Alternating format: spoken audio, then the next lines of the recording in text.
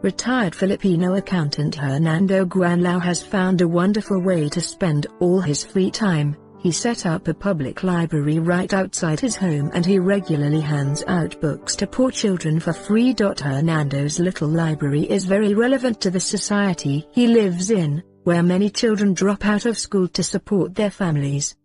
He says that he set up the library to honor his parents and the only inheritance they left him, an insatiable love for learning. As a Filipino who didn't have the opportunity to go to other places, I wanted to do something before I turned 70 that would help other Filipinos, he added. And books are my means to do that, so I can bring people joy, and help them not feel left behind. It seems to me that the books are speaking to me. That's why it multiplies like that. The books are telling me they want to be read. They want to be passed around. Readers are allowed to take as many books as they like, and return them whenever they please. According to Hernando, the only rule is that there are no rules. Hernando started this unique initiative in the year 2000, as a reading corner stacked with his own childhood books. You'd expect all his books to have disappeared in no time, but he actually ended up gathering more books, and the corner slowly evolved into an informal library with thousands of titles. He regularly receives donations of large boxes filled with books, without him even needing to ask. Every inch of his home is covered with books that he gives away for free, but more books always seem to make their way to his place.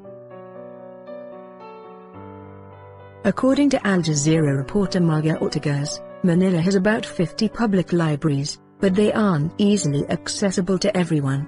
There are fees to be paid and strict rules to comply with before a library card is issued, she said.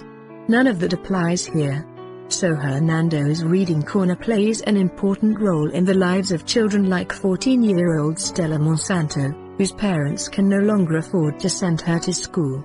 She helps her family earn a living by scavenging rubbish, and spends her free time reading books from the library.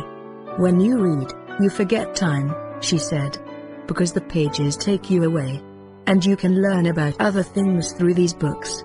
Hernando is interested in expanding the concept of his library outside of Manila as well.